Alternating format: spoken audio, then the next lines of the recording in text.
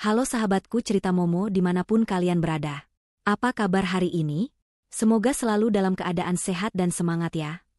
Siapkan mental dan emosi kalian, karena malam ini cerita Momo akan mengajak kalian masuk ke dalam kisah tentang sebuah pengkhianatan yang dibalas dengan senyum paling mematikan. Ini adalah kisah tentang seorang istri yang tenang menghadapi kabar perselingkuhan suaminya di jam 2 pagi, dan berkata santai, ambillah. Namun, di balik ketenangan itu, tersimpan rencana pembalasan yang akan membawa karma mengerikan bagi sepasang pengkhianat ini. Kalian tidak akan menyangka bagaimana takdir memutarbalikkan keadaan. Pasangan itu akhirnya menikah, tapi mereka harus hidup dalam kemiskinan dan, yang lebih parah, menyadari bahwa mereka terkena penyakit menular yang membuat mereka memohon bantuan dari orang yang mereka buang. Sebelum kita mulai, saya mau minta dukungan kalian. Jangan lupa untuk like video ini, subscribe ke cerita Momo agar kita semakin semangat, dan nyalakan lonceng notifikasinya ya. Dan seperti biasa, coba komen di bawah, nama kalian, asal kota kalian, dan ketik, hadir. Biar saya bisa tahu siapa saja sahabat setia Momo yang sudah tidak sabar menunggu karma ini datang. Kalau begitu, mari kita mulai. Jarum jam mewah di dinding kamar utama itu menunjukkan pukul 2 dini hari. Keheningan pekat menyelimuti istana megah itu, hanya ada suara AC yang berdesir pelan, menjaga suhu ruangan tetap dingin dan nyaman. Risa, sang pemilik sah dari semua kemewahan yang terbentang di sekelilingnya, terbaring sendirian di ranjang king size yang dingin. Matanya sudah terpejam, mencoba meraih sisa-sisa mimpi, namun alam bawah sadarnya menolak untuk benar-benar tenggelam. Ia sudah lama terbiasa dengan malam-malam yang sunyi, di mana suaminya, Andra, tidak pernah ada di sisinya. Keberadaan Andra, atau lebih tepatnya ketidakberadaannya, sudah menjadi bagian dari dekorasi tak terucapkan dalam rumah tangga mereka. Tiba-tiba, ponsel Risa yang tergeletak di nakas bergetar hebat. Layarnya menyala, memancarkan cahaya biru yang menusuk kegelapan. Sebuah nomor tak dikenal terpampang di sana. Risa mengerutkan kening, rasa waspada segera mengambil alih kantuknya. Siapa yang berani meneleponnya di jam 2 pagi buta? Nomor itu tidak terdaftar di daftar kontaknya. Namun entah mengapa ada gejolak aneh di dalam hatinya, seperti sebuah alarm yang sudah lama ia tunggu-tunggu untuk berbunyi. Risa meraih ponsel itu, dan tanpa banyak berpikir, ia menggeser tombol hijau. Ia memosisikan ponsel di telinganya, bersiap untuk mendengar suara samar yang mungkin datang dari rumah sakit atau kantor polisi, karena hanya 2 tempat itulah yang mungkin menghubunginya pada jam genting seperti ini. Namun, suara yang menyambutnya jauh dari kesan darurat. Itu adalah suara seorang wanita, bernada tinggi, penuh kemenangan, dan diselingi tawa kecil yang terdengar sangat menjijikan di telinga Risa. Halo, Risa? Suara itu menusuk, bahkan sebelum Risa sempat mengucapkan sepatah kata pun. Wanita itu menyebut namanya dengan penekanan yang sinis, seolah nama Risa adalah sebuah lelucon. Risa diam. Ia tidak menjawab, hanya membiarkan keheningan di pihaknya yang berbicara. Kenapa diam? Kaget ya? Tentu saja. Aku tahu kamu pasti bertanya-tanya. Siapa yang meneleponmu di jam-jam indah seperti ini? Lanjut suara itu, yang Risa kenali sebagai Laura, sekretaris Andra di kantor. Risa sudah lama tahu siapa Laura, dan ia juga sudah lama tahu apa peran Laura dalam hidup Andra. Inilah yang membuat detak jantung Risa tidak terpacu sama sekali. Semua ini sudah ia duga, bahkan ia harapkan. Laura kembali tertawa puas, tawa yang penuh dengan aroma parfum mahal yang berbau keberanian yang salah tempat. Suamimu, Andra, dia ada di sini bersamaku, Risa. Di pangkuanku, sedang menghabiskan malam indah bersamaku. Aku hanya ingin memberitahu istri bodoh sepertimu, percuma saja kamu mengganggu. Dia sudah tidak mau pulang, dia sudah tidak peduli denganmu, dia sudah milikku seutuhnya. Pernyataan itu diucapkan dengan lantang, seolah Laura sengaja memastikan Risa mendengarnya dengan jelas, menikmati setiap kata yang ia ucapkan untuk menghancurkan harga diri Risa. Risa merasakan lapisan es dingin menyelimuti hatinya. Bukan karena ia sakit hati, tetapi karena ia merasa jijik. Bukan karena perselingkuhan itu, tetapi karena betapa murahnya harga diri wanita yang meneleponnya itu. Selama ini, Risa selalu menjaga martabatnya. Ia adalah otak di balik kerajaan bisnis mereka, sebuah perusahaan properti raksasa yang bergerak di balik layar. Andra hanyalah wajah yang ia pasang di depan, suami yang ia izinkan membawa nama besarnya. Risa tahu, tanpa dirinya, Andra hanyalah seorang pria tanpa modal yang terbiasa hidup mewah. Risa sudah mengumpulkan semua bukti, sudah menyusun semua skenario, dan selama ini ia hanya menunggu satu momen krusial. Momen di mana Andra atau selingkuhannya secara terbuka mengakui hubungan terlarang itu, sehingga Risa memiliki alasan kuat untuk bertindak tanpa meninggalkan celah hukum sedikitpun. Panggilan Laura pada pukul 2 dini hari ini, dengan segala keangkuhan dan kekejamannya, adalah starting pistol yang ia nantikan. Laura di seberang sana, yang salah mengartikan keheningan Risa sebagai kehancuran, kembali mencibir. Kenapa, Risa? Mau menangis? Mau teriak? Percuma. Kamu sudah kalah. Lihatlah betapa bodohnya dirimu, tidur sendirian di rumah sebesar itu sementara suamimu. Risa memejamkan mata, menarik napas sangat dalam. Ia membiarkan napas itu keluar perlahan, membawa serta semua sisa rasa jijik. Ketika ia membuka matanya, sorot mata itu sudah berubah tajam, penuh dengan keputusan yang dingin dan tanpa ampun. Tidak ada lagi Risa yang lemah, yang tersakiti. Yang ada hanyalah Risa sang CEO, sang perancang strategi. Ia mendekatkan bibirnya ke mikrofon, suaranya keluar dengan volume normal, namun nadanya sedingin baja yang baru ditempa. Suara itu begitu tenang dan berwibawa, sangat kontras dengan nada panik dan bangga Laura. Sudah selesai bicaranya, Laura? Tanya Risa. Laura terdiam sejenak, terkejut mendengar suara Risa yang begitu stabil. Apa? Tentu saja belum. Aku hanya ingin kamu tahu posisimu sekarang. Aku ingin kamu tahu bahwa Andra sekarang. Risa memotong ucapannya tanpa ragu. Aku tahu, Laura. Kalau kamu tahu, kenapa kamu tidak marah? Apa kamu sudah gila? Teriak Laura, kini terdengar lebih panik daripada puas. Kegembiraannya hilang, berganti dengan kekesalan karena ia tidak mendapatkan reaksi yang ia harapkan. Ia ingin Risa menangis, meraung, atau memohon. Ia ingin merasakan kemenangan yang utuh. Risa tersenyum kecil, senyum yang tidak mencapai matanya, namun penuh dengan arti yang mematikan. Aku tidak gila, Laura. Aku hanya sudah lelah. Aku sudah lama menunggu momen ini, kata Risa. Ia lalu mengucapkan 3 kata yang akan mengubah total nasib Andra dan Laura, 3 kata yang mengakhiri semuanya. Ambillah. Hening. Di seberang telepon, Laura seperti tersedak. Ia pasti membayangkan Risa akan mempertahankan Andra, memohon, atau setidaknya marah.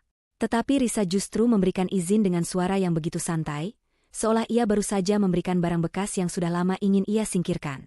Apa maksudmu? Ambillah, tanya Laura terbata-bata. Maksudku jelas, jawab Risa, kini Risa yang memegang kendali penuh atas percakapan itu. Andra, kamu sudah mengambilnya, dan sekarang aku memberikan restu padamu untuk memilikinya seutuhnya. Silakan nikmati. Aku sudah tidak membutuhkannya lagi. Aku tidak akan mengganggu, dan aku tidak akan mencarinya. Aku sudah selesai. Laura tidak mampu merespons. Risa merasakan kekalahan dan kepanikan Laura yang jauh lebih besar daripada rasa sakitnya sendiri. Laura telah menembakkan peluru, tetapi peluru itu mental kembali dan melukai dirinya sendiri. Risa lantas memutuskan sambungan telepon tanpa menunggu balasan Laura. Ia meletakkan ponsel itu kembali ke nakas, tidak terburu-buru, seolah ia baru saja menyelesaikan tugas administratif yang membosankan. Risa bangkit dari tempat tidur.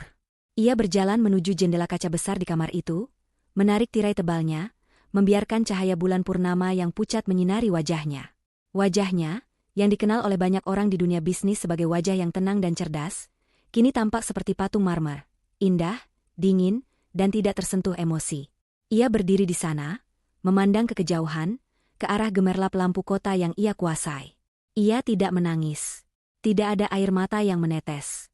Risa sudah terlalu lama berada di posisi ini untuk membiarkan dirinya hancur, karena seorang pria yang ia tahu tidak sepadan.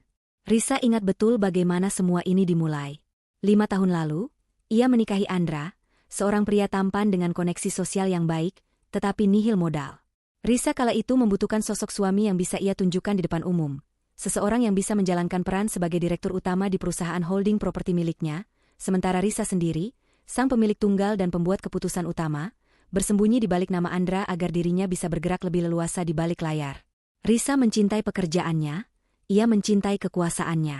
Ia mencintai Andra pada awalnya, tetapi ia lebih mencintai perusahaan yang ia bangun dari nol. Namun, cinta itu perlahan memudar ketika Andra mulai bersikap seenaknya. Andra merasa berhak atas semua kekayaan itu, menganggap semua aset itu sebagai miliknya, dan mulai memperlakukannya dengan semena-mena. Puncaknya, ketika Andra dan ibunya, Ibu Ratna, seringkali menghina Risa, menganggapnya hanya sebagai wanita desa yang beruntung mendapatkan pria sekelas Andra. Andra bahkan beberapa kali secara terang-terangan mengatakan bahwa Risa terlalu sibuk bekerja, terlalu dingin, dan tidak layak menjadi istri. Risa tahu bahwa semua perkataan itu hanyalah proyeksi rasa tidak aman Andra yang merasa inferior dengan kecerdasan dan kekayaan Risa. Beberapa bulan terakhir, Risa sudah bergerak. Ia sudah memanggil Pak Karta, pengacara kepercayaannya, yang sudah seperti tangan kanan dan penasihat pribadinya. Mereka sudah menyusun rencana yang sangat matang, memindahkan semua properti yang terikat nama Andra, termasuk rumah mewah yang mereka tinggali, ke dalam trust perusahaan yang hanya bisa diakses oleh Risa. Andra berpikir semua aset itu atas namanya, padahal ia hanya pemegang kuasa yang sewaktu-waktu bisa dicabut oleh Risa. Risa bahkan sudah memiliki bukti-bukti transfer dana perusahaan yang digunakan Andra untuk membelikan Laura hadiah mewah, sebuah bukti yang bisa menjerat Andra secara pidana atas penggelapan. Panggilan Laura tadi bukan lagi penghinaan, melainkan hadiah tak terduga. Itu adalah pengakuan verbal dan terbuka. Risa kembali ke nakas, meraih ponselnya lagi. Matanya melirik jam, pukul 2.15. Waktu yang sempurna. Risa tidak akan menunggu sampai pagi. Segala sesuatu harus dimulai saat ini juga. Tidak ada penundaan. Ia membuka kontak, mencari nama yang ia simpan dengan kode rahasia. Jari telunjuknya menekan tombol panggil. Di seberang sana, panggilan itu dijawab di dering kedua. Suara Pak Karta terdengar serak, khas orang yang baru saja terbangun dari tidur. Ya, Risa? Ada apa? Ini masih jam? Risa memotong dengan nada yang sama dingin dan tegasnya. Pak Karta, pukul 2 dini hari tadi, saya menerima telepon dari Laura. Dia mengakui semuanya secara terbuka. Dia mengklaim suaminya ada bersamanya dan menantang saya. Saya sudah memberikan jawaban bahwa saya melepaskannya. Hening sejenak. Pak Karta pasti segera tersadar dan duduk tegak. Ia tahu apa artinya ini. Ini artinya sinyal untuk go sudah diberikan. Baik, Risa. Saya mengerti. Apakah Anda merekam panggilan itu? Tanya Pak Karta. Suaranya kini sudah profesional dan tajam. Tidak. Tapi pengakuan terbukanya sudah menjadi dasar moral yang saya butuhkan. Kita tidak perlu menunggu lagi, Pak. Mulai prosesnya sekarang. Sekarang? Bahkan sebelum matahari terbit. Tanya Pak Karta, ada sedikit rasa tak percaya, namun ia juga tahu ketegasan Risa. Sekarang, ulang Risa, suaranya tidak meninggalkan ruang untuk negosiasi. Segera siapkan gugatan cerai dan kirimkan surat panggilan sidang pertama besok pagi.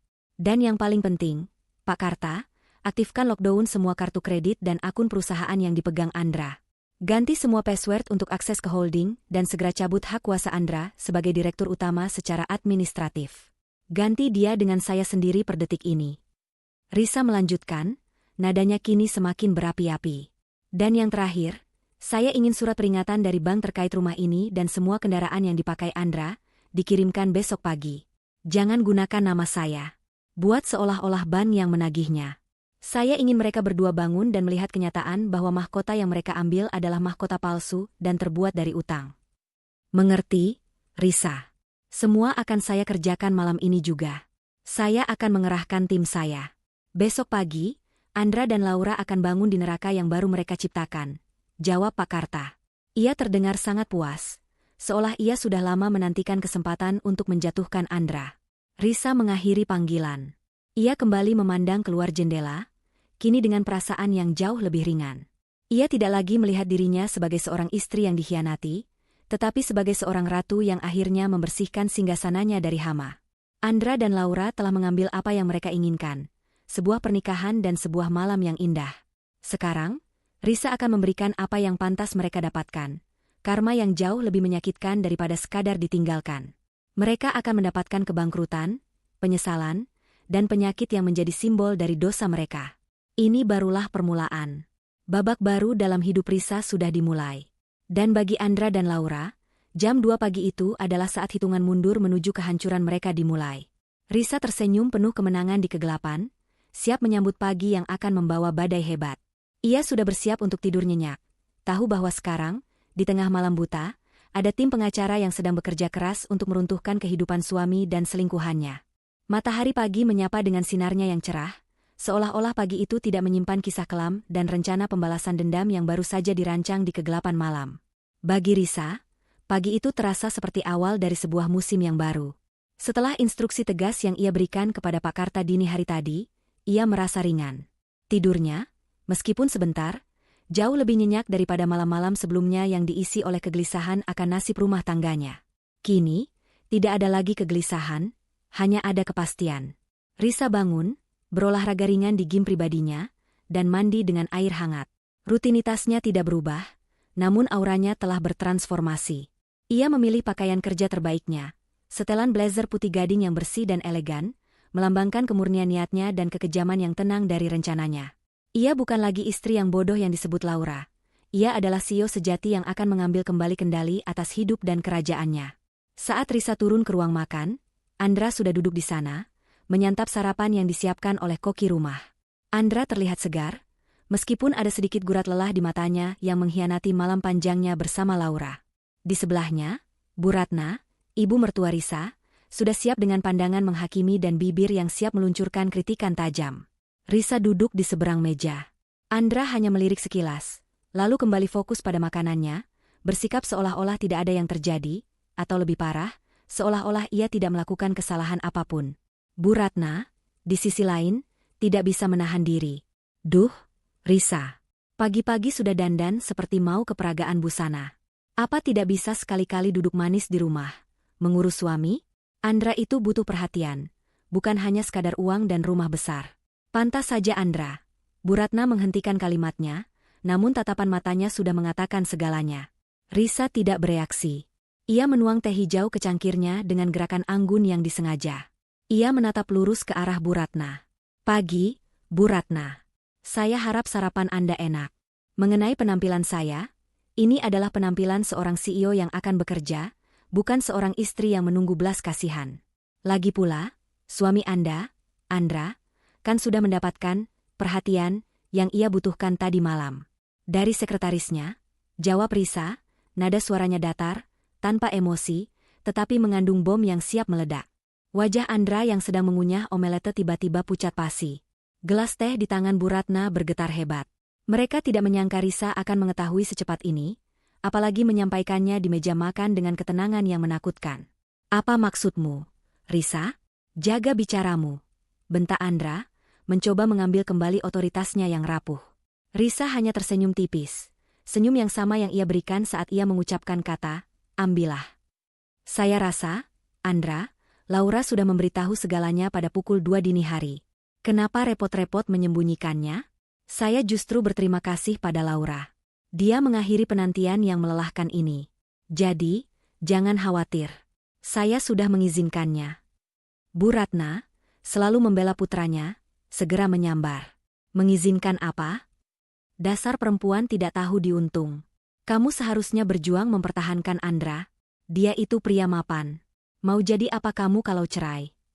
Menjadi pemilik sah dari semua yang Anda lihat di ruangan ini, Bu Ratna. Menjadi pemilik sah dari perusahaan yang mendanai gaya hidup Anda. Dan menjadi wanita bebas dari pria yang tidak tahu berterima kasih. Balas Risa, menusuk langsung ke inti permasalahan.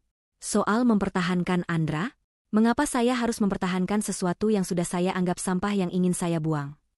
Andra berdiri, emosinya memuncak. Risa, aku adalah direktur utama perusahaan. Semua ini milikku. Kamu tidak bisa bertindak seenaknya.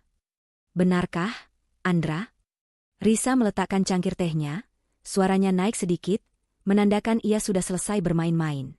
Silakan nikmati peran Anda sebagai direktur utama. Karena per detik ini, melalui Zoom meeting darurat yang saya adakan dengan Dewan Direksi 30 menit yang lalu, status Anda sudah berubah menjadi mantan direktur utama. Surat pemecatan Anda dan penggantian password akses perusahaan sudah dikirimkan ke email Anda. Perlu Anda tahu, Anda hanya pemegang kuasa sementara. Pemilik mutlak dari semua aset ini adalah saya, Risa. Andra terhuyung mundur. Ia segera mengeluarkan ponselnya, yang seketika berdering nyaring. Itu adalah notifikasi dari bank, diikuti oleh rentetan email. Wajahnya semakin pucat. Tidak mungkin. Ini pasti akal-akalanmu. Semua uang itu, untuk apa kau lockdown semua kartuku? Seru Andra panik. Itu adalah aset perusahaan yang Anda salah gunakan untuk membiayai kencan dengan sekretaris Anda, Laura. Saya hanya mengamankan keuangan perusahaan. Dan soal semua uang Anda, Andra, Risa menyandarkan punggungnya ke kursi. Anda tidak punya uang pribadi, kecuali tunjangan bulanan yang saya berikan, yang saat ini sudah dibekukan.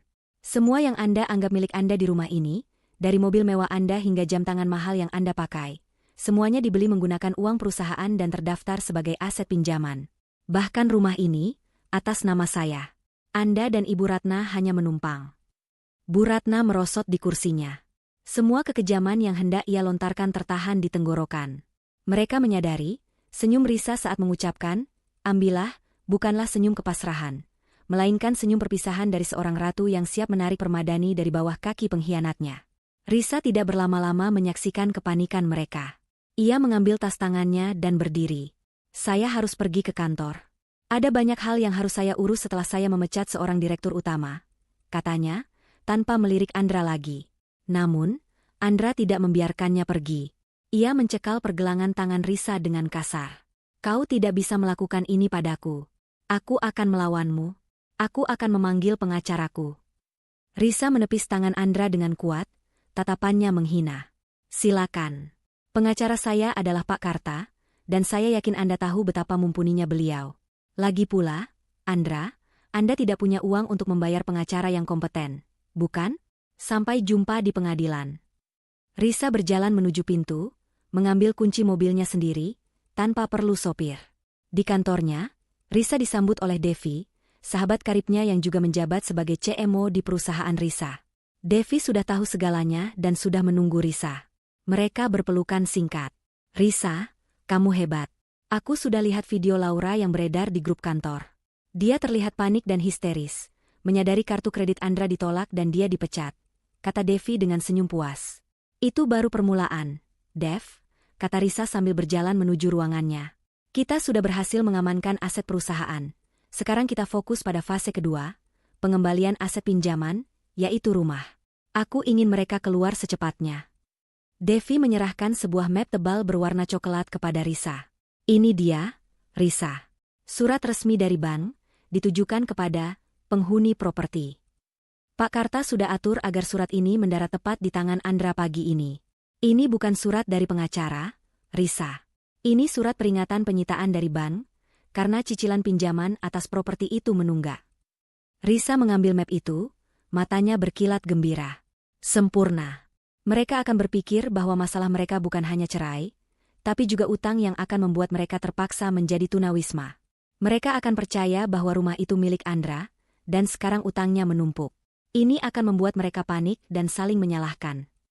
Risa dan Devi duduk, membahas detail strategi takeover perusahaan pasca pemecatan Andra.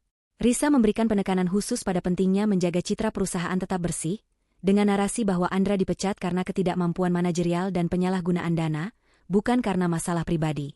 Risa tidak ingin reputasi bisnisnya ternoda oleh skandal murahan. Di tengah pertemuan, Bu Ratna menelepon Risa. Suaranya di ujung telepon sudah berubah total, dari arogan menjadi penuh permohonan yang memaksa. Risa, cepat pulang. Apa-apaan surat dari bank ini? Katanya rumah ini disita. Andra bilang ini semua ulahmu. Katakan pada bank, Andra akan segera membayar cicilannya. Jangan buat kami malu. Risa, teriak Bu Ratna, kepanikannya sangat nyata. Risa menarik napas dan menjawab dengan nada yang terkesan khawatir palsu. Saya tidak tahu, Bu Ratna. Saya baru saja memecat Andra. Saya tidak tahu urusan utang pribadinya. Kalau memang rumah itu mau disita, berarti hutangnya sudah terlalu besar. Bu, saya tidak bisa membantu. Saya sudah bercerai dari Andra, dan semua aset saya tidak terhubung dengan utang pribadinya. Tapi kamu istrinya. Kamu CEO-nya? Seru Bu Ratna histeris. Mantan istri, Bu Ratna.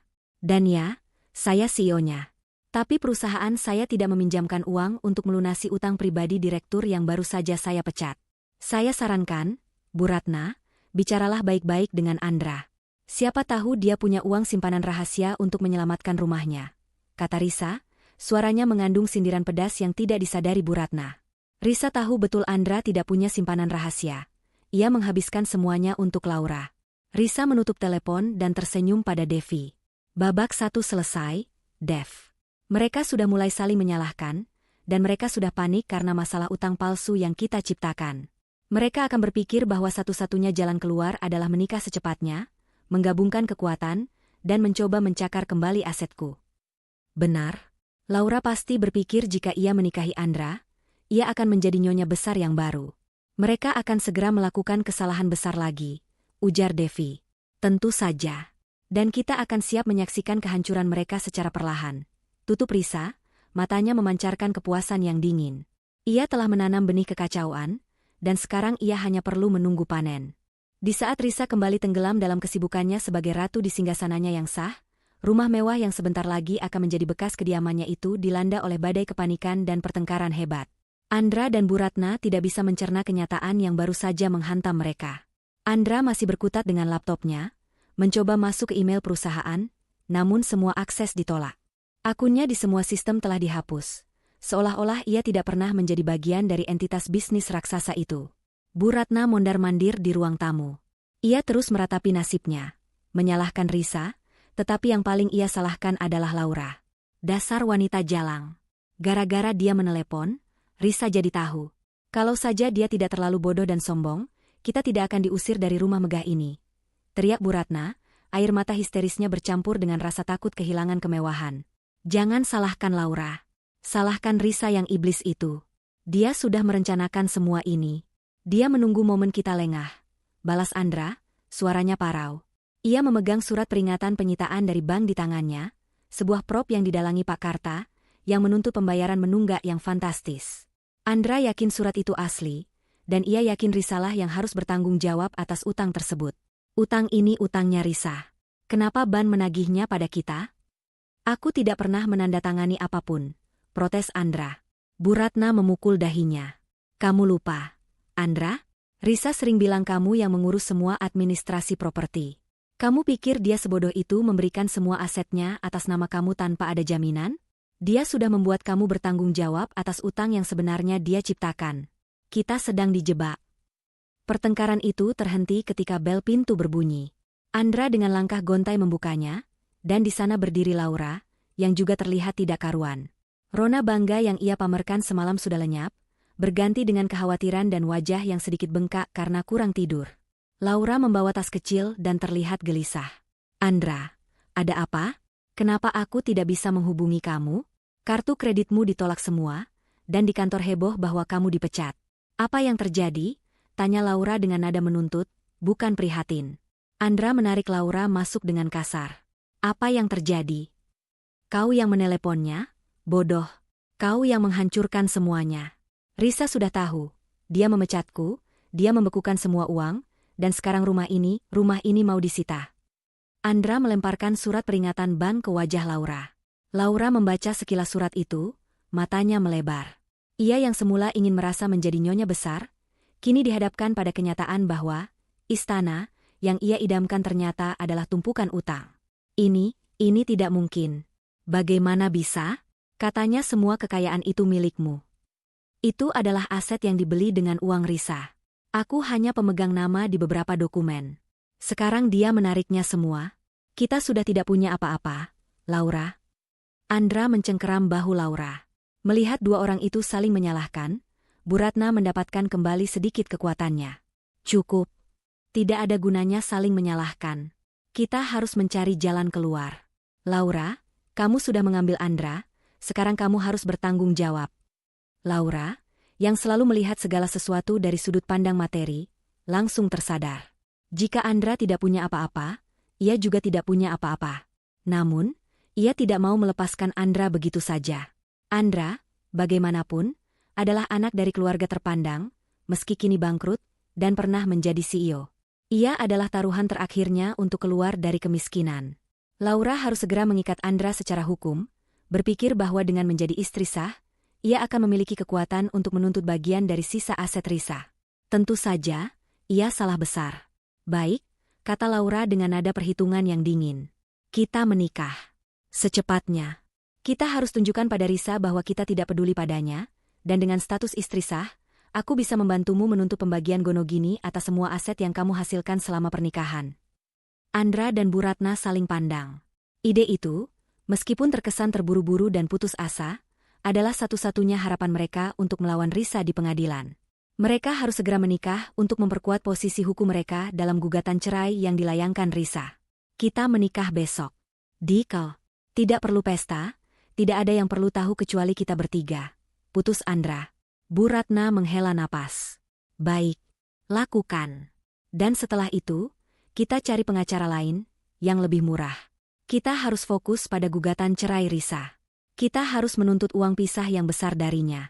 Dia tidak bisa membiarkan kita menjadi gelandangan. Sementara rencana pernikahan kilat itu sedang disusun dalam keputusasaan, Karma kecil sudah mulai bekerja. Pagi itu, Risa tidak hanya mengirimkan surat peringatan bank. Ia juga mengirimkan tim dari perusahaan pengamanan untuk mengambil kembali aset berharga yang dipinjamkan kepada Andra. Tepat pukul 11 siang, ketika Andra, Laura, dan Bu Ratna sedang tegang merencanakan pernikahan mereka, sebuah truk derek besar dan sebuah mobil van hitam tiba di depan gerbang rumah. Beberapa petugas keamanan berpakaian seragam hitam, dipimpin oleh seorang manajer aset, memasuki pekarangan. Bu Ratna yang melihat keramaian itu dari jendela langsung berlari ke depan. "Hei, siapa kalian? Beraninya kalian masuk tanpa izin?" Manajer aset itu menunjukkan dokumen yang ditandatangani oleh Risa. "Permisi, Ibu. Kami dari Divisi Pengamanan Aset Perusahaan. Kami di sini untuk mengambil kembali aset perusahaan yang telah disalahgunakan oleh mantan direktur utama." "Aset apa? Kalian tidak punya hak. Ini rumah kami," teriak Bu Ratna.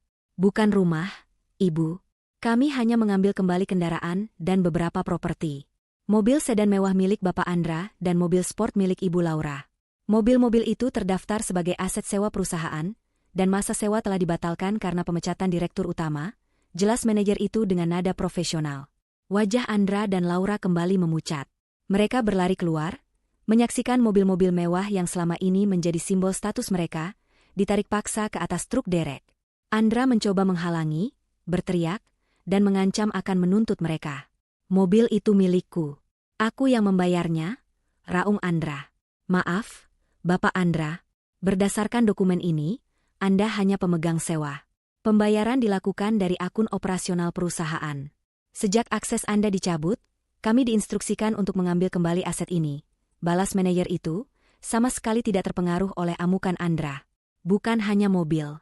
Tim itu juga memasuki garasi dan mengeluarkan beberapa sepeda motor sport mewah dan sebuah jet ski mini yang sering digunakan Andra di akhir pekan. Mereka menyita semua yang dibeli menggunakan dana perusahaan dan atas nama aset sewa. Dalam waktu kurang dari setengah jam, halaman rumah itu yang tadinya penuh dengan kendaraan mewah, kini kosong melompong. Andra dan Laura hanya bisa berdiri dan menyaksikan semua kemewahan mereka hilang dalam sekejap mata. "Risa, kau iblis. Kau benar-benar iblis," teriak Andra, suaranya dipenuhi kebencian dan keputusasaan. Laura yang menyaksikannya, mulai ragu.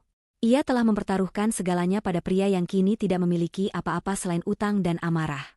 Namun, ia sudah terlanjur basah. Mereka harus menikah. Mereka harus melawan Risa. Bu Ratna, yang selalu khawatir dengan pandangan tetangga, menarik Andra dan Laura masuk ke dalam rumah. "Cepat, kita harus sembunyi di dalam. Tetangga pasti sudah melihat ini. Ini adalah aib. Cepat selesaikan urusan pernikahanmu, Andra. Kita harus segera punya istri sah baru untuk melawan Risa." Dengan hati yang hancur dan diliputi rasa malu, Andra dan Laura melangsungkan pernikahan mereka keesokan harinya di kawah terdekat. Tidak ada pesta mewah, tidak ada pujian, hanya formalitas dingin yang diiringi tatapan sinis dari penghulu yang sudah mendengar isu pemecatan Andra. Mereka menjadi sepasang suami istri yang sah, tetapi mahkota yang mereka kenakan terbuat dari debu dan utang. Mereka kembali ke rumah mewah itu, yang kini terasa seperti penjara. Mereka sudah kehilangan kendaraan, akses keuangan, dan yang terpenting, harga diri mereka. Mereka percaya bahwa dengan menikah, mereka akan lebih kuat. Mereka tidak tahu, Risa di kantornya, sambil menyesap kopi, sudah mengetahui pernikahan kilat mereka melalui laporan intelijen dari Pak Karta. Risa hanya tersenyum dingin. "Biarkan mereka menikah. Itu hanya akan mempermudah gugatan cerai saya dan mempercepat karma yang akan mereka terima," gumam Risa pada dirinya sendiri. Sementara itu, Andra dan Laura, yang kini resmi menjadi pasangan, tidak merasakan kebahagiaan sama sekali. Mereka hanya merasakan beban berat utang dan ancaman pengusiran dari rumah. Mereka tidak menghabiskan malam pertama mereka dengan keintiman, melainkan dengan pertengkaran tentang bagaimana cara mereka akan mendapatkan uang untuk membayar pengacara dan membayar utang bank. Hubungan mereka, yang dibangun di atas dasar pengkhianatan dan materi, mulai retak sebelum sempat dimulai. Di tengah kekacauan yang melanda rumah mewahnya, Risa tetap berada di puncaknya, mengendalikan badai dari balik meja kerjanya. Hari-hari setelah pemecatan Andra dan penarikan aset tahap pertama berjalan mulus. Perusahaan kini berada di bawah kepemimpinan Risa secara langsung, dan semua proyek yang sebelumnya mandek karena kecerobohan Andra mulai berjalan dengan efisien. Risa adalah arsitek sejati di balik layar, dan sekarang ia sudah maju ke garis depan. Namun, urusan pribadi harus diselesaikan agar konsentrasinya terhadap bisnis tidak terpecah. Ia mengadakan pertemuan tertutup dengan Pak Karta di ruang rapat paling rahasia di kantornya. Pak Karta datang membawa beberapa berkas tebal, wajahnya memancarkan ketenangan yang hanya dimiliki oleh seorang profesional yang yakin akan kemenangannya. Semua sudah beres, Risa. Gugatan cerai sudah didaftarkan pagi ini, dan panggilan sidang pertama akan dilayangkan kepada Andra dalam 2 hari ke depan. Kita mencantumkan gugatan berdasarkan pengkhianatan dan penelantaran istri, ditambah dengan bukti penyalahgunaan dana perusahaan, jelas Pak Karta, menggeser map berkas ke hadapan Risa. Risa mengangguk, matanya membaca cepat poin-poin penting dalam gugatan itu. Bagus. Bagaimana dengan aset mereka? Apakah mereka sudah melakukan tindakan untuk membalas? Mereka panik, Risa. Mereka sibuk mengurus pernikahan kilat mereka. Pernikahan yang dilangsungkan dengan terburu-buru itu justru menguntungkan kita. Itu menunjukkan bahwa mereka serius dengan hubungan terlarang itu, memperkuat posisi kita dalam gugatan cerai, kata Pak Karta, tersenyum tipis. Yang harus kita waspadai adalah tuntutan Gonogini. Meskipun mereka sudah tidak punya akses ke uang tunai, mereka pasti akan mencoba mengklaim persentase dari aset perusahaan. Risa menyandarkan punggungnya. Saya tahu itu. Itulah mengapa kita harus melakukan lockdown hukum total. Selain aset yang sudah dipindahkan ke terus perusahaan dan nama pribadi saya ingin Pak Karta mengajukan permintaan ke pengadilan untuk mengeluarkan perintah pencegahan. Perintah pencegahan? Pak Karta mengerutkan kening. Ya, perintah pencegahan agar Andra dan Laura tidak diizinkan mendekati atau mengganggu properti pribadi saya, termasuk rumah yang mereka tempati, dan juga properti milik perusahaan yang sedang dalam sengketa utang bank, utang palsu yang mereka yakini. Ini untuk berjaga-jaga jika mereka mencoba merusak atau mencuri aset yang tersisa sebelum penyitaan oleh bank, jelas Risa. Selain itu, saya ingin Anda memastikan bahwa semua aset warisan saya, seperti surat-surat tanah dan emas batangan, tidak masuk dalam daftar harta Gonogini karena itu adalah warisan sebelum pernikahan. Pak Karta mengeluarkan buku catatan kecilnya. Itu strategi yang brilian, Risa. Dengan perintah pencegahan, kita bisa langsung memanggil polisi jika mereka melanggar batas, dan yang terpenting, itu akan memperkuat narasi kita bahwa mereka adalah ancaman bagi properti dan keamanan.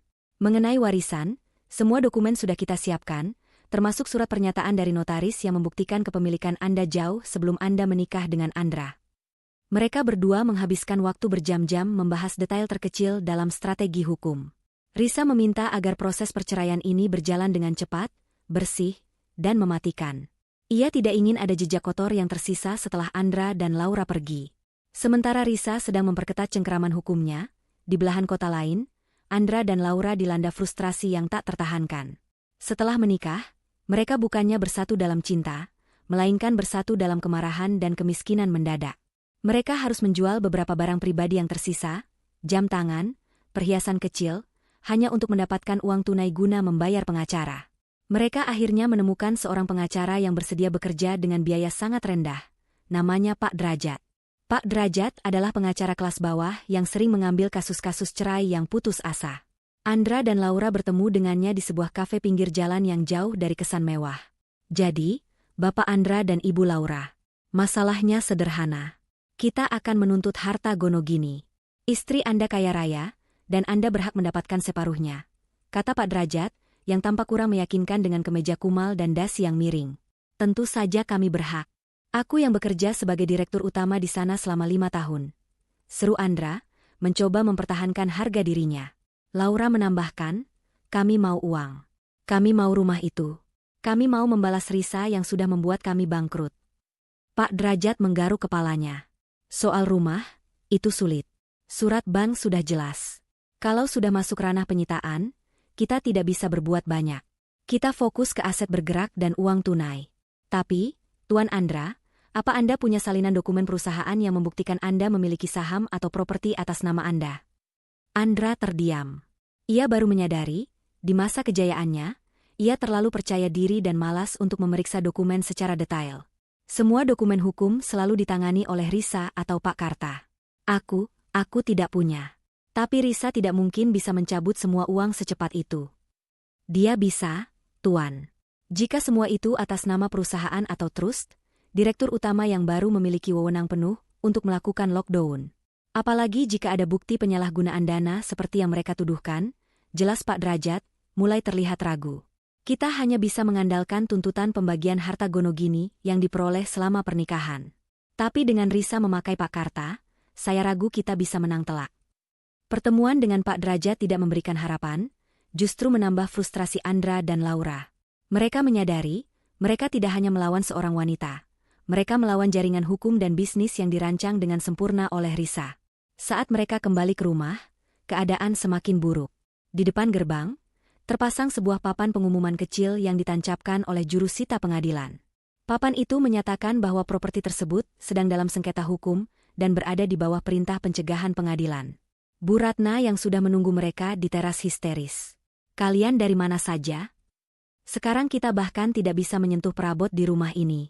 Aku mau ambil vas kristal itu, tapi kata petugas keamanan yang berjaga di luar gerbang, aku tidak boleh menyentuh apapun yang terdaftar sebagai aset properti yang disengketakan. Kita benar-benar terjebak. Andra membaca papan pengumuman itu, matanya dipenuhi kemarahan yang membara. Perintah pencegahan itu secara efektif membuat mereka menjadi tahanan di rumah yang sebentar lagi akan menjadi milik bank. Mereka tidak bisa menjual perabotan mewah untuk mendapatkan uang, tidak bisa memindahkan barang, dan tidak bisa berbuat apa-apa selain menunggu putusan sidang.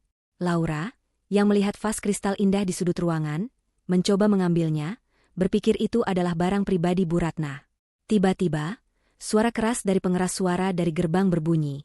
Peringatan, properti ini berada di bawah perintah pencegahan pengadilan. Jangan sentuh aset yang terdaftar di dalam properti.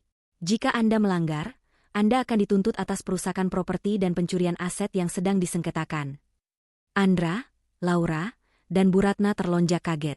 Mereka menyadari bahwa Risa telah memasang sistem pengamanan canggih dan jurusita yang mengawasi mereka 24 jam. Risa memastikan bahwa mereka tidak akan meninggalkan apapun selain kekacauan dan kenangan pahit. Malam itu, mereka berkumpul di ruang tamu, rumah yang besar itu terasa dingin dan kosong. Mereka tidak punya uang untuk membeli makanan mewah. Mereka hanya makan mie instan yang disajikan di piring porselen mahal yang mungkin sebentar lagi akan disita. Andra dan Laura bertengkar hebat lagi, menyalahkan satu sama lain atas kegagalan mereka melawan Risa.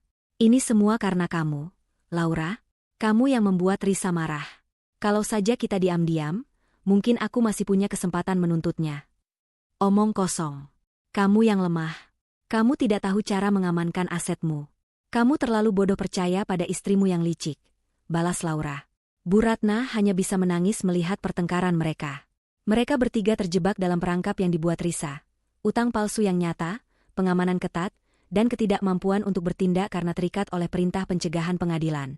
Risa tidak perlu mengotori tangannya. Hukum dan kepanikan merekalah yang menjadi algojo. Tiba saatnya hari yang menentukan, hari sidang cerai pertama Risa dan Andra. Ruang sidang di pengadilan agama tampak ramai, namun ketegangan antara kedua belah pihak terasa jauh lebih mencekam daripada hiruk-pikuk di luar. Risa datang didampingi oleh Pak Karta yang berwibawa dan Devi, sahabat karibnya, yang memberinya dukungan moral. Risa tampil elegan dan tenang dalam balutan busana formal berwarna gelap, wajahnya memancarkan aura kepercayaan diri yang tak tergoyahkan. Di sisi lain, Andra dan Laura datang didampingi oleh Pak Derajat, pengacara mereka yang terlihat kurang meyakinkan. Andra tampak stres dan kusut, sementara Laura terlihat angkuh namun matanya menyimpan ketakutan. Mereka berdua percaya bahwa meskipun mereka telah kehilangan uang tunai dan aset, mereka masih memiliki hak atas harta gonogini, dan mereka akan menggunakan pernikahan kilat mereka sebagai bukti keseriusan hubungan mereka. Bu Ratna tidak hadir. Ia terlalu malu dan takut menghadapi publik. Sidang dimulai. Setelah proses formalitas, Pak Derajat, mewakili Andra, langsung mengajukan tuntutan balik yang ambisius. Ia mengklaim bahwa Andra telah bekerja keras sebagai direktur utama selama 5 tahun dan berhak atas setengah dari semua aset perusahaan dan properti yang diperoleh selama pernikahan. Ia juga menuduh Risa sengaja menciptakan situasi utang palsu untuk menjebak Andra. Yang mulia, ujar Pak Derajat dengan suara gemetar, mencoba terdengar tegas. Klien saya, Bapak Andra, adalah korban dari manipulasi finansial. Uang itu didapatkan saat pernikahan, dan Ibu Risa tidak dapat secara sepihak mengklaim kepemilikan mutlak. Kami menuntut pembagian harta gonogini secara adil. Kami juga menuntut ganti rugi atas kerugian mental yang diderita klien saya setelah dipecat secara tidak hormat. Ketika giliran Pak Karta berbicara, suaranya tenang dan tegas, mengisi seluruh ruangan sidang dengan otoritas. Ia tidak membalas tuduhan Pak Derajat secara langsung, melainkan langsung menyajikan bukti pertama Risa. Yang mulia, kami telah mendengarkan tuntutan pihak penggugat balik, Andra. Kami akan dengan senang hati menyambut tuntutan harta gonogini ini, karena klien kami, Ibu Risa, sudah menyiapkan semua bukti yang diperlukan. Perlu kami tegaskan bahwa gugatan cerai kami didasarkan pada dua hal krusial. Pengkhianatan yang dibuktikan melalui pengakuan pihak ketiga dan penyalahgunaan aset perusahaan, kata Pak Karta. Pak Karta kemudian menyerahkan sebuah dokumen tebal kepada hakim. Dokumen ini berisi minutes of meeting rapat umum pemegang saham luar biasa, RUPSLB, yang dilaksanakan 30 menit setelah lockdown aset dilakukan. RUPSLB tersebut mengukuhkan Ibu Risa sebagai direktur utama baru dan mencantumkan bukti-bukti transaksi penyalahgunaan dana perusahaan oleh Bapak Andra untuk kepentingan pribadi dan pihak ketiga. Wajah Andra dan Laura mulai tegang. Mereka tahu Risa memiliki bukti transaksi dana yang digunakan untuk membeli hadiah-hadiah mewah untuk Laura. Namun, Yang Mulia, lanjut Pak Karta, kini tersenyum tipis ke arah Andra dan Pak Derajat. Kami tidak perlu berlarut-larut membahas penyalahgunaan dana. Kami akan langsung ke inti dari gugatan kami, pengkhianatan. Pak Karta kemudian memberikan sebuah flash drive kepada Panitera. Yang Mulia, dalam kasus pengkhianatan ini, kami memiliki bukti audio berupa rekaman yang tidak kami ambil, namun kami terima secara anonim beberapa waktu lalu. Rekaman ini berisi percakapan antara Bapak Andra dan Ibu Laura, yang dilakukan jauh sebelum Bapak Andra dipecat. Andra dan Laura sontak pucat pasi. Mereka tidak pernah menyangka ada rekaman suara yang beredar. Mereka yakin semua percakapan mereka aman. Permintaan kami, Yang Mulia, adalah memutar rekaman ini. Karena isinya sangat relevan dengan alasan gugatan cerai, yang melibatkan pengakuan terbuka tentang perselingkuhan dan rencana untuk merampas harta Risa. Hakim mengizinkan rekaman itu diputar. Suara Andra dan Laura, yang sedang berdiskusi di sebuah kafe beberapa minggu lalu, menggema di ruang sidang. Suara Laura, dari rekaman, kapan kamu akan menceraikannya? Aku sudah lelah menunggu. Cepat ambil semua uang Risa. Dia terlalu sibuk bekerja dan tidak akan menyadarinya. Suara Andra, dari rekaman, sabar, sayang. Aku sedang mencari celah. Kita akan menikah, dan begitu kita menikah, aku akan menceraikannya dan menuntut setengah dari propertinya. Dia hanya wanita bodoh yang terlalu mencintai uangnya, dia tidak akan curiga kalau aku memindahkan asetnya sedikit demi sedikit. Suara Laura, dari rekaman, aku tidak sabar menjadi nyonya besar di rumah itu. Kita akan mengusir ibu mertuamu yang cerewet itu dan hidup mewah dengan uang Risa. Rekaman itu diakhiri dengan tawa Andra dan Laura. Ruang sidang hening total. Pengakuan audio itu jauh lebih mematikan daripada bukti transfer uang. Itu menunjukkan motif mereka, menikah, mencuri, dan menelantarkan. Andra menundukkan kepalanya dalam-dalam, malu tak tertahankan. Laura menutup wajahnya, air mata mulai mengalir, bukan karena penyesalan, melainkan karena rasa malu yang luar biasa dan menyadari bahwa rencananya sudah terbongkar. Pak Derajat segera mengajukan interupsi, mencoba menyelamatkan kliennya. Yang Mulia, rekaman ini tidak sah. Itu adalah rekaman ilegal. Tidak ada yang ilegal, Bapak pengacara, sela Pak Karta, nadanya meremehkan. Seperti yang saya katakan, kami menerima rekaman itu secara anonim. Kami tidak mengambilnya. Dan isinya? Itu adalah pengakuan terbuka dari kedua pihak yang berselingkuh dan merencanakan kejahatan finansial, yang secara de facto sudah dilakukan Bapak Andra, termasuk membiayai pernikahan kilat mereka dengan niat menuntut harta gonogini. Hakim mengetuk palu. Rekaman ini akan dijadikan bukti pendukung yang kuat mengenai motif perceraian dan gugatan balik yang dilakukan pihak suami.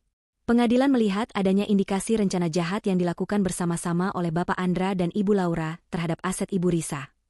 Mata Risa bertemu dengan mata Andra. Risa tidak menunjukkan kemarahan, hanya kekecewaan yang dingin.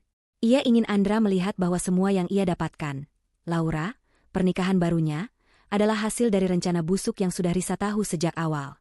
Sidang ditutup dengan keputusan hakim untuk menunda sesi dan meminta pihak Andra menyiapkan pembelaan yang lebih kuat terkait penyalahgunaan dana, karena bukti penyalahgunaan dan perselingkuhan sudah terlalu kuat. Di luar ruang sidang, kekacauan terjadi.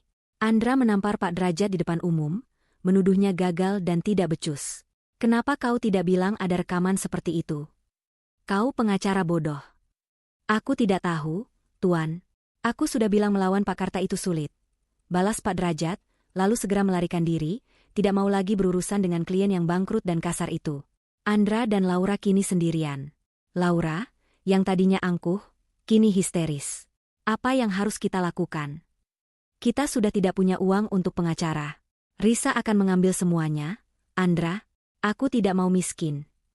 Andra mencengkeram lengan Laura, matanya liar. Diam. Kita harus mencari uang. Kita harus menjual sesuatu. Aku tidak peduli dengan perintah pencegahan itu. Kita harus ambil perhiasan ibu di rumah. Hanya itu yang tersisa. Laura mengangguk setuju. Mereka berdua bergegas meninggalkan pengadilan, dengan rencana nekat dan putus asa untuk melanggar perintah pencegahan pengadilan Risa demi mendapatkan uang tunai. Mereka tidak menyadari bahwa setiap tindakan ilegal dan nekat yang mereka ambil hanyalah langkah yang membawa mereka semakin cepat ke jurang kehancuran yang sudah Risa siapkan. Rasa malu dan marah yang ditimbulkan oleh rekaman suara di ruang sidang membuat Andra dan Laura gelap mata. Mereka kini benar-benar kehilangan pegangan, terpisah dari logika dan hanya dipandu oleh keputusasaan untuk mendapatkan uang. Mereka kembali ke rumah mewah itu, yang kini terasa seperti markas musuh yang dikelilingi pagar kawat berduri tak kasat mata. Mereka tahu mereka diawasi, tetapi kebutuhan mendesak untuk membayar utang dan mendapatkan pengacara baru, membuat mereka nekat melanggar perintah pencegahan pengadilan yang terpampang di gerbang. Rencana mereka sederhana, mencuri perhiasan milik Bu Ratna yang tersimpan di brankas kamar utama. Mereka tahu, brankas itu adalah satu-satunya tempat yang menyimpan aset likuid yang mungkin belum sempat diamankan Risa atau disita oleh bank. Mereka berasumsi bahwa perhiasan Bu Ratna yang diperoleh sebelum pernikahan Andra dan Risa tidak akan masuk dalam sengketa Gonogini. Cepat, Laura. Kita harus melakukannya sekarang selagi petugas keamanan di gerbang berganti shift. Kita hanya punya waktu 5 menit. Bisik Andra, berjalan mengendap-endap di lorong rumah. Laura mengikutinya, jantungnya berdebar kencang, tidak lagi karena gairah terlarang, melainkan karena adrenalin ketakutan. Kalau kita tertangkap, Andra, kita bisa masuk penjara. Risa pasti sudah memasang kamera tersembunyi. Diam.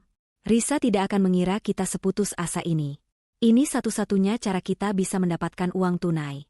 Setelah kita menjual perhiasan ini, kita akan segera terbang ke luar negeri dan meninggalkan semua kekacauan ini. Ujar Andra, mencoba memberikan harapan palsu pada dirinya sendiri dan Laura. Mereka berhasil mencapai kamar utama tanpa terdeteksi. Andra segera membuka panel dinding di belakang lemari pakaian, tempat brankas tersembunyi itu berada.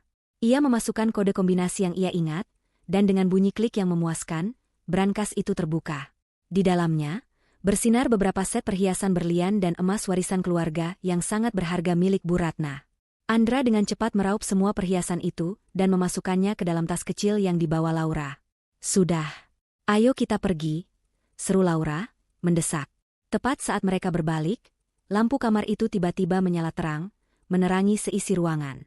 Dan di saat yang sama, suara Pak Karta yang direkam terdengar dari speaker tersembunyi di sudut ruangan. Suaranya tenang, berwibawa, dan sangat dingin. Selamat malam, Bapak Andra dan Ibu Laura.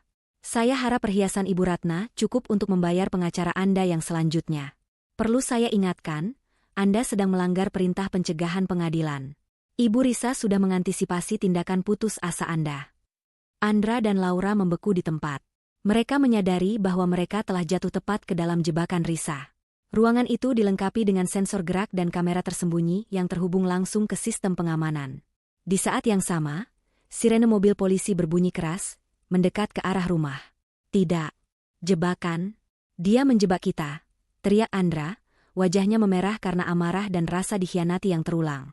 Laura segera berbalik dan melemparkan tas berisi perhiasan itu kembali ke dalam brankas. Aku tidak mau dipenjara. Kita harus pura-pura tidak melakukan apa-apa. Sudah terlambat. Andra mencengkeram kepalanya, frustrasi. Kamera itu sudah merekam kita. Petugas keamanan dan 2 orang polisi berseragam biru langsung masuk ke dalam kamar, dipimpin oleh seorang petugas dari Divisi Pengamanan Aset Perusahaan. Mereka langsung menahan Andra dan Laura. Atas dasar pelanggaran perintah pencegahan pengadilan dan dugaan percobaan pencurian aset yang sedang disengketakan, Anda berdua ditahan, ujar salah satu polisi dengan tegas. Bu Ratna, yang mendengar sirene dan keributan, berlari ke kamar dengan penampilan acak-acakan. Ia melihat Andra dan Laura diborgol. Andra, apa yang terjadi? Kalian ditangkap? Kenapa? Bu Ratna menangis histeris. Ia semakin terpuruk ketika melihat brankasnya terbuka dan tahu bahwa Andra mencoba mencuri warisannya sendiri. Ini semua salah Risa. Dia menjebakku, Ibu. Dia tidak akan membiarkan kita hidup tenang, teriak Andra saat ia digiring keluar. Bu Ratna hanya bisa meratap. Putranya dan menantu barunya, yang seharusnya memberinya kebahagiaan dan kekayaan, kini diseret ke mobil polisi layaknya kriminal rendahan, di depan mata tetangga yang mulai berkerumun di luar gerbang. Aib itu tidak terelakkan lagi. Kabar penangkapan Andra dan Laura menyebar cepat di kalangan pebisnis dan sosialita. Bagi Risa, ini adalah kemenangan besar. Kejadian ini tidak hanya memperkuat posisinya dalam gugatan cerai, tetapi juga menghancurkan reputasi Andra dan Laura secara total, membuat mereka tampak seperti kriminal putus asa di mata hukum dan masyarakat. Risa menerima laporan dari Pak Karta malam itu di kantornya.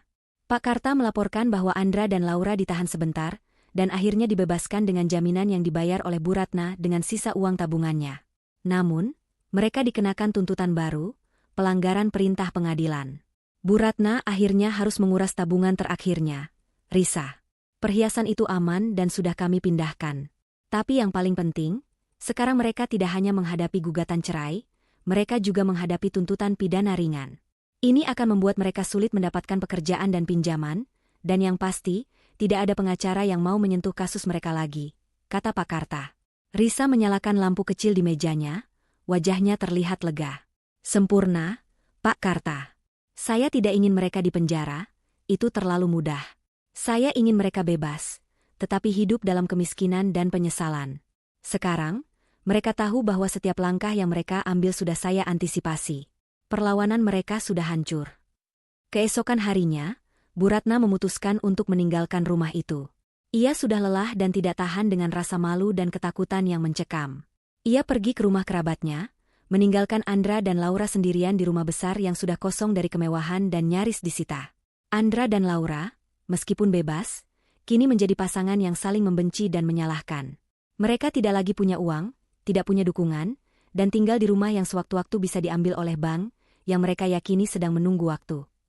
Cinta mereka yang dibangun di atas materi telah hancur total, digantikan oleh keputusasaan dan kebencian. Ini semua salahmu.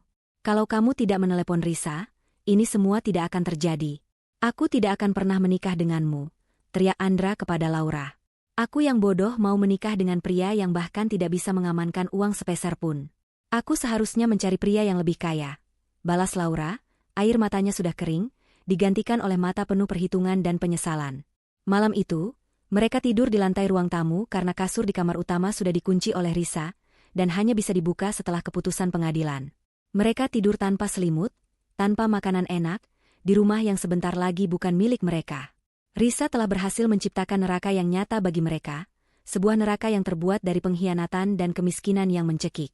Mereka telah mendapatkan kemenangan, sebuah pernikahan, tetapi dengan mahkota yang terbuat dari duri.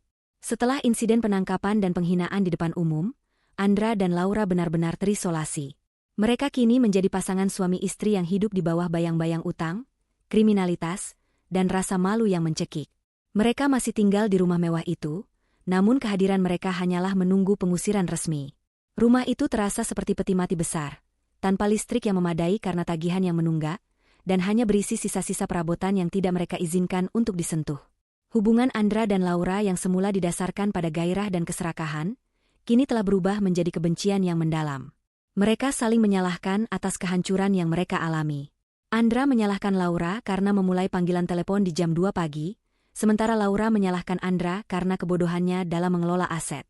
Di tengah suasana yang suram dan penuh pertengkaran, nasib kejam kembali menyentuh mereka.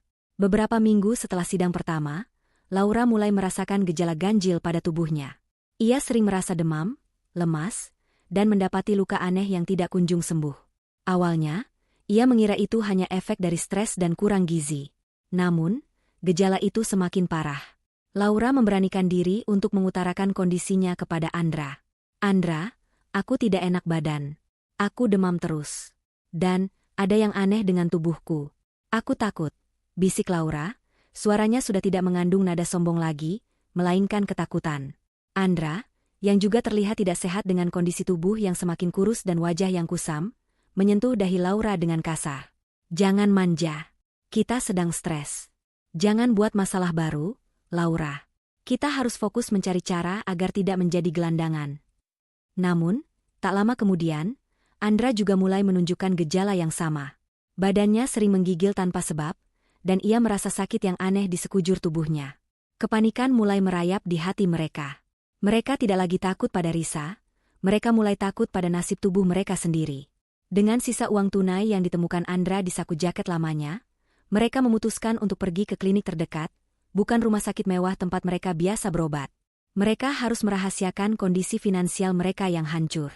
Di klinik itu, setelah melalui serangkaian tes, dokter memanggil mereka berdua ke dalam ruangan.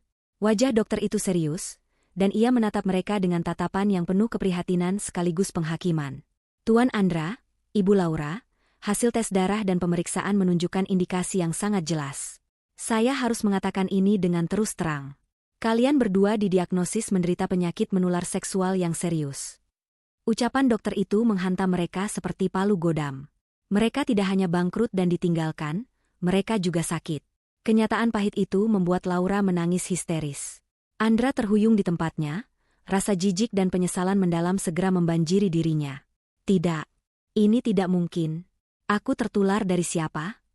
Kau, Andra. Ini pasti darimu, teriak Laura, menunjuk suaminya dengan jari gemetar. Kenapa menyalahkanku? Kau juga pasti tidur dengan pria lain saat aku masih bersama Risa, balas Andra, mencoba mengelak dari tanggung jawab. Pertengkaran hebat terjadi di ruang konsultasi itu. Mereka saling tuduh, saling lempar kesalahan. Penyakit itu menjadi simbol nyata dari dosa dan pengkhianatan mereka. Gairah terlarang yang mereka nikmati kini berbuah penyakit yang mengancam jiwa dan menghancurkan sisa-sisa harga diri mereka. Dokter itu mencoba menenangkan mereka. Tolong tenang. Kondisi ini bisa ditangani, tetapi butuh pengobatan yang intensif dan mahal. Dan yang paling penting, Anda harus segera berhenti berhubungan dengan orang lain. Kabar biaya pengobatan yang mahal membuat mereka kembali ke jurang keputusasaan. Mereka tidak punya uang untuk membayar pengacara murahan sekalipun, apalagi untuk biaya pengobatan intensif. Mereka kembali ke rumah dengan hati yang hancur. Mereka sudah kehilangan cinta, uang, dan kini mereka kehilangan kesehatan. Malam itu, mereka tidur di lantai, saling memunggungi. Tidak ada lagi gairah, hanya ada rasa jijik dan takut akan kematian. Mereka menyadari, karma datang tidak hanya dalam bentuk kebangkrutan, tetapi juga dalam bentuk penyakit yang menempel di tubuh mereka, mengingatkan mereka setiap hari tentang pengkhianatan yang pernah mereka lakukan. Andra, dalam keheningan yang mencekam, mulai berpikir. Hanya ada satu orang di dunia ini yang memiliki uang dan kekuatan yang mungkin bisa menyelamatkan mereka. Meskipun sangat memalukan, ia harus menghubungi Risa. Tak lama setelah vonis kesehatan yang menakutkan itu, nasib baik benar-benar pergi meninggalkan Andra dan Laura. Hari itu, palu godam hukum kembali menghantam mereka. Di pagi yang dingin, ketika mereka masih terbaring lemas di ruang tamu, tim jurusita dari pengadilan dan bank benar-benar datang untuk melakukan eksekusi. Surat peringatan palsu yang dibuat oleh Pak Kartakini menjadi kenyataan. Dipimpin oleh petugas yang sama saat insiden penangkapan, tim itu memasuki rumah. Andra, yang terlalu lemah dan putus asa untuk melawan, hanya bisa menyaksikan. Mereka tidak lagi menyita kendaraan. Kali ini mereka menyegel seluruh rumah, mengosongkan perabotan yang tersisa, dan memasang garis polisi. Kami mohon, Tuan, beri kami waktu sebentar saja. Kami sedang sakit dan tidak punya tempat tujuan. Pinta Laura, menangis terseduh-seduh, memohon belas kasihan. Petugas itu hanya menggeleng tegas. Maaf, Ibu. Perintah pengadilan sudah jelas. Properti ini akan disita oleh bank karena tunggakan utang yang sangat besar. Anda harus segera meninggalkan lokasi ini. Andra dan Laura, bersama dengan sisa-sisa barang pribadi mereka yang sedikit, seperti pakaian kotor dan tas kecil, diusir paksa ke jalanan. Mereka berdiri di trotoar, di depan gerbang rumah mewah yang dulu mereka banggakan, kini dikelilingi oleh jurusita dan tatapan kasihan, atau menghina, dari beberapa tetangga yang melihat kejadian itu. Mereka resmi menjadi tunawisma. Rasa malu itu luar biasa. Laura mulai menyalahkan Andra lagi, namun suaranya terlalu lemah karena penyakit dan kelaparan. Andra hanya bisa diam. Ia tahu, semua ini adalah hasil dari kesombongan dan pengkhianatannya. Keesokan harinya, mereka menginap di sebuah motel kumuh dengan uang hasil menjual jam tangan terakhir Andra. Di kamar motel yang sempit dan pengap itu, Andra menyadari bahwa mereka tidak bisa melanjutkan hidup seperti ini. Penyakit mereka semakin memburuk, Dan mereka kehabisan uang untuk makan, apalagi untuk obat-obatan mahal yang diresepkan dokter. Dalam keputusasaan yang melumpuhkan, Andra mencapai titik terendah. Ia mengeluarkan ponsel lamanya dan mencari kontak yang sudah lama ia hapus. Namun ia ingat di luar kepala. Aku harus melakukannya, Laura. Hanya Risa yang bisa menolong kita, kata Andra, suaranya bergetar. Laura, yang sudah kehilangan semua harga dirinya, hanya bisa mengangguk pasrah. Telepon dia, Andra. Mohon padanya, katakan apa saja. Andra menekan tombol panggil. Jantungnya berdetak kencang, ia merasa seperti seorang pengemis yang menelepon ratu. Panggilan itu dijawab. Suara Risa terdengar dingin, profesional, dan sangat jauh. Halo? Risa, ini aku, Andra, ucap Andra, suaranya hampir tidak terdengar. Hening sejenak. Risa tidak menutup telepon, tetapi keheningannya jauh lebih menghukum daripada amarah. Apa maumu, Andra? Tanya Risa, nadanya penuh ketidakpedulian. Risa, aku minta maaf. Aku dan Laura, kami sudah kehilangan segalanya. Rumah, uang, harga diri. Kami sudah resmi bercerai di mata hukum. Tapi Risa, ada hal lain. Kami sakit. Kami terkena penyakit menular, dan kami tidak punya uang untuk berobat. Tolong, Risa. Demi Tuhan, tolong kami. Kami memohon bantuanmu, kata Andra, menelan semua kebanggaannya. Ia tidak peduli Risa mendengarnya, yang ia pedulikan hanyalah keselamatan mereka. Laura mengambil ponsel itu, air matanya membanjiri wajah yang pucat. Risa, aku tahu aku wanita jahat. Aku pantas menerima semua ini. Tapi tolong, jangan biarkan kami mati. Hanya kamu yang bisa menolong kami. Di ujung telepon, Risa mendengarkan semua pengakuan dan permohonan itu dengan tenang. Ia tidak menunjukkan kemenangan, hanya rasa kasihan yang dingin. Ia tahu, karma sudah bekerja. Setelah panggilan telepon yang memalukan itu, Risa berdiskusi panjang dengan Devi dan Pak Karta. Ia resmi menceraikan Andra di mata hukum dan telah mengambil kembali semua asetnya. Kemenangannya sudah mutlak. Permintaan bantuan dari Andra dan Laura bukan lagi ancaman, melainkan sebuah konfirmasi bahwa karma telah bekerja sesuai rencana. Risa memutuskan untuk bertemu dengan mereka berdua. Bukan karena ia ingin berdamai, tetapi karena ia ingin memberikan sentuhan akhir pada pembalasannya. Risa ingin mereka melihat kehidupannya yang sempurna, kontras dengan kondisi mereka yang menyedihkan. Risa mengatur pertemuan di sebuah kafe sederhana, bukan kafe mewah, untuk menghindari perhatian media, tetapi cukup berkelas untuk menekankan jurang status mereka. Ia datang hanya ditemani Devi. Risa mengenakan gaun sutra yang elegan, auranya memancarkan kesuksesan dan ketenangan yang luar biasa. Tak lama kemudian, Andra dan Laura datang. Penampilan mereka sangat kontras dengan Risa. Andra terlihat kurus, dengan mata cekung dan pakaian yang lusuh. Laura tampak pucat, rambutnya berantakan, dan ia terus-menerus menggaruk lengannya. Tanda-tanda penyakit yang mereka derita mulai memburuk. Mereka berjalan dengan langkah gontai, malu dan takut. Mereka duduk di hadapan Risa dan Devi. Andra tidak berani menatap mata Risa. Risa memulai pembicaraan dengan suara yang tenang. Saya setuju untuk bertemu dengan kalian bukan karena saya peduli dengan hubungan masa lalu kita, Andra. Tapi karena rasa kemanusiaan saya terhadap makhluk hidup. Saya sudah tahu semua yang terjadi, termasuk penyakit yang kalian derita. Laura, yang tidak tahan dengan rasa sakit dan beban penyesalan, tiba-tiba menangis terseduh-seduh. Ia menatap Risa dengan mata penuh air mata. Risa, aku benar-benar minta maaf. Aku tahu aku serakah, aku jahat, dan aku menghancurkan segalanya. Aku pantas mendapatkan ini.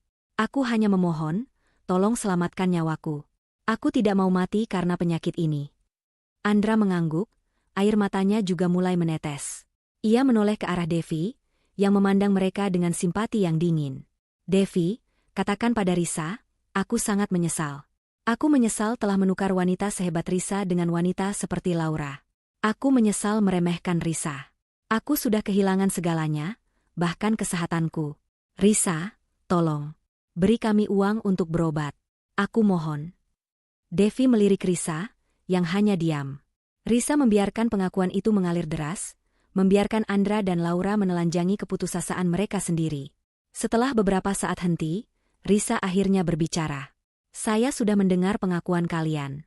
Saya menerima permintaan maaf kalian, bukan untuk mengubah masa lalu, tapi untuk ketenangan hati saya sendiri. Kalian benar, semua yang kalian dapatkan adalah konsekuensi dari pilihan dan pengkhianatan kalian sendiri. Sebuah pernikahan yang dibangun di atas uang curian tidak akan pernah bahagia. Risa menghela napas.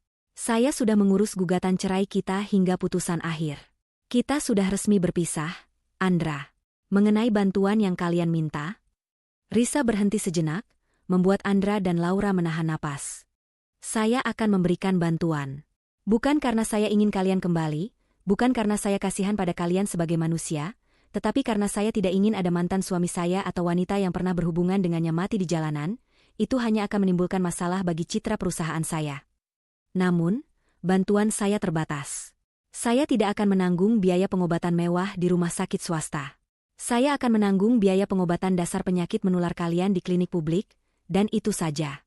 Selebihnya, kalian harus mengurus diri sendiri. Saya tidak akan memberi kalian penampungan, pekerjaan, atau uang untuk melanjutkan gaya hidup kalian yang lama. Andra dan Laura hanya bisa mengangguk pasrah. Mereka tahu tawaran itu adalah batas maksimal yang akan mereka dapatkan. Risa telah membalas dendam dengan sempurna. Ia tidak memenjarakan mereka, tetapi ia memaksa mereka hidup dalam kemiskinan dan rasa malu yang abadi, sambil sesekali memberi mereka setetes air sebagai pengingat bahwa ialah ratu yang berkuasa. Setelah pertemuan yang dingin dan memalukan itu, Risa menepati janjinya. Ia mengutus Pak Karta untuk mengatur biaya pengobatan dasar bagi Andra dan Laura di sebuah klinik publik, memastikan mereka menerima penanganan medis yang diperlukan untuk penyakit menular mereka. Setelah bantuan awal itu diserahkan, Risa memutuskan semua kontak. Ia menutup bab masa lalunya, membiarkan Andra dan Laura menghadapi sisa-sisa kehidupan yang mereka pilih. Risa kembali sepenuhnya pada kerajaan bisnisnya. Dengan dicabutnya semua aset yang sebelumnya disengketakan dan reputasi Andra yang hancur, perusahaan Risa semakin melesat tinggi. Ia tidak lagi bersembunyi di balik gelar, istri direktur utama. Ia kini berdiri tegak sebagai CEO dan pemilik tunggal, Risa sang ratu bisnis, yang dikenal memiliki kecerdasan tajam dan integritas yang tak tertandingi. Kehidupannya dipenuhi dengan pencapaian profesional, penghargaan bergengsi, dan ketenangan batin yang sejati. Ia menikmati kebebasan yang ia dapatkan dari perceraian, sebuah kebebasan yang jauh lebih berharga daripada kekayaan apapun. Beberapa waktu berlalu, berita tentang Andra dan Laura sesekali sampai ke telinga Devi, yang kemudian melaporkannya pada Risa. Andra dan Laura resmi menjadi suami istri, sebuah pernikahan yang ironis. Namun, pernikahan itu tidak membawa berkah. Mereka hidup berpindah-pindah, dari satu kontrakan kecil ke kontrakan kumuh lainnya, terus-menerus digerogoti oleh penyakit yang semakin melemahkan fisik mereka. Andra, yang dulunya arogan, kini bekerja serabutan. Laura, yang dulunya ambisius dan sombong, harus menerima pekerjaan rendahan dan terus-menerus bersembunyi dari kenalan lamanya. Penyakit yang mereka derita bukan hanya membebani finansial, tetapi juga mental. Mereka hidup dalam ketakutan, penyesalan, dan yang paling parah, saling menyalahkan. Rumah tangga mereka adalah neraka di dunia, tanpa cinta, tanpa harapan, dan tanpa masa depan. Mereka berdua menyadari bahwa pernikahan mereka yang dibangun di atas pengkhianatan tidak akan pernah menghasilkan kebahagiaan sejati. Mereka mendapatkan apa yang mereka inginkan, menjadi suami istri, tetapi harus membayarnya dengan harga yang sangat mahal, kemiskinan dan penyakit yang merupakan bentuk nyata dari karma yang telah mereka tanam. Pernikahan Risa dan Andra mungkin berakhir di ruang sidang, tetapi bagi Risa, itu adalah awal dari kehidupan yang baru. Ia tidak hanya mendapatkan kembali kendali atas hartanya, tetapi juga kendali penuh atas harga dirinya. Risa membuktikan bahwa kebahagiaan dan mahkota sejati seorang wanita tidak didapatkan dari seorang suami atau harta gono gini, melainkan dari keberanian, kecerdasan, dan kemampuan untuk berdiri di atas kaki sendiri. Pada akhirnya, Andra dan Laura memang mendapatkan apa yang mereka cari, sebuah pernikahan. Namun, karma telah menuntaskan tugasnya. Mereka menjadi pasangan suami istri yang miskin, sakit, dan dipenuhi penyesalan abadi. Sementara itu, Risa sang ratu, dengan mahkota kemerdekaannya, terus bersinar di puncak kesuksesan, menemukan kebahagiaan dan kebebasan sejati yang tidak bisa dicuri oleh pengkhianat manapun. Kebahagiaan sejati dan mahkota kehormatan tidak didapatkan dari merebut milik orang lain. Setiap pengkhianatan akan menumbuhkan karma yang harus dibayar mahal, bukan hanya dengan harta, tetapi juga dengan kesehatan dan kehancuran batin.